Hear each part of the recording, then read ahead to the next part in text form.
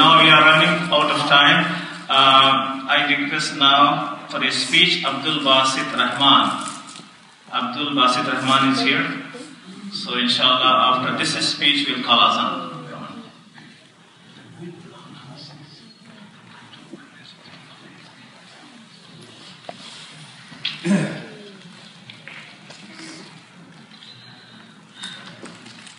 الحمد لله نحمده ونستعينه ونستغفره ونعوذ بالله من شرور أنفسنا ومن سيئات أعمالنا من يهده الله فلا مضل له ومن يضلل فلا هادي له وأشهد أن لا إله إلا الله وأشهد أن محمدا عبده ورسوله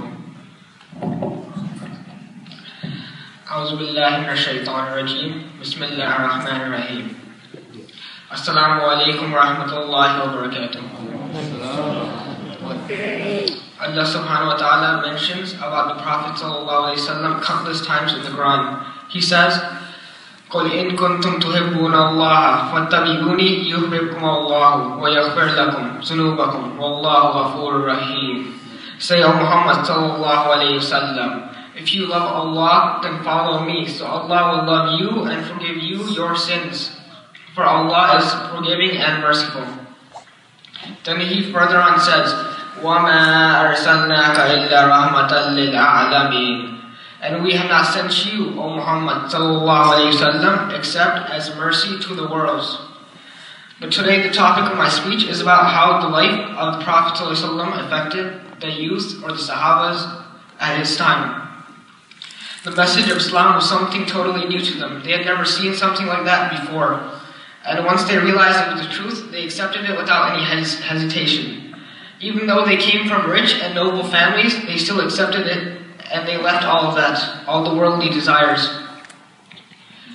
Even though they went through constant hardship from their families and from the people of Makkah, they still kept on going for Islam.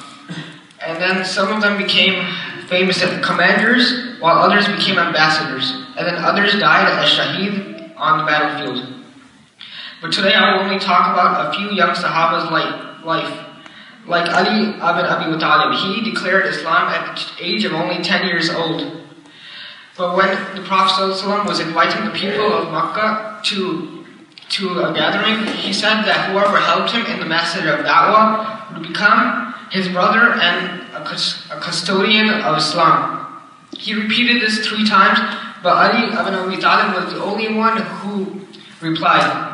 And he said that Ali was his brother and the custodian of Islam. And then Abu Lahab, he got in anger and then he yelled out that there is no way one kid could preach all the religion to all of mankind. But Ali had proven him wrong, and that's the reason why today there are 1.7 billion Muslims today on the face of the earth. And this isn't the only time he risked his life. When the Prophet ﷺ was migrating to Medina, Ali slept in his bed to impersonate him and to throw off the assassination plan of the Kafirs.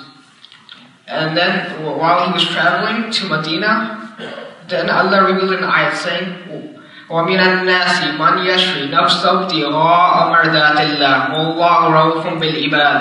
And there is a type of man who gives his life away to earn the pleasure of Allah. For Allah is forgiving, for Allah is affectionate to His servants. And then at the Battle of Badr, Ali defeated Walid ibn Utbah as well as 22 between 35 people.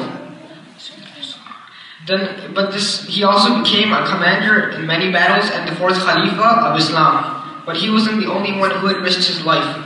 There is another Sahaba I would like to mention. His name is Sa'd ibn Abi Waqqas. He was only 17 years old when he had accepted Islam.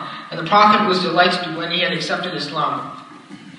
But when his mother found out, she became enraged, and she came up to him and she shouted at his face and said, "O Sa'd, what is this religion that you have accepted that has taken you away from the religion of your forefathers?" And then she continued and said that either you come back to Islam, or I will not eat or drink until I die, or you leave Islam.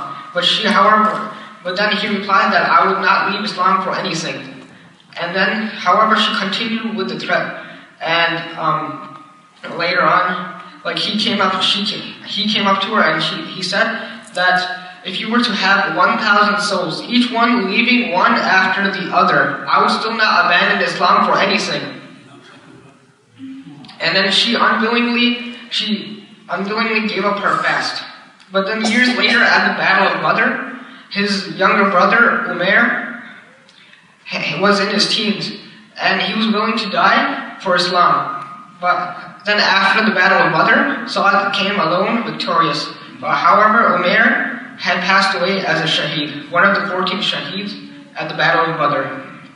And then there's another Sahaba. His name is Musa ibn Umair. He was a really close companion of the Prophet, and he entered Islam at a very young age. And he also became the first ambassador of Medina. And he was appointed by the Prophet ﷺ, and he ended up being a shaheed in the Battle of Uhud. And there are two other Sahabas. They were brothers. One of them was Muaz, and the other one was Muaz. They were the sons of Amir al-Jamal. They had accepted Islam at a really young age. But these young brothers, they changed the outcome of the Battle of Badr by wounding Abu Jahl, who was the leader of the Quraysh. And then later on, he was killed by Abdullah ibn Masud.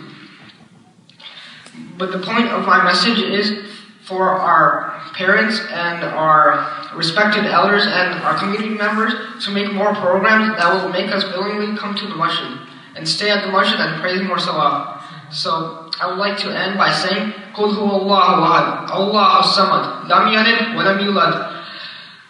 Allah is one and only, the absolute and eternal. He begets not, nor is he begotten, and there is nothing like him. Wa alaikum assalam.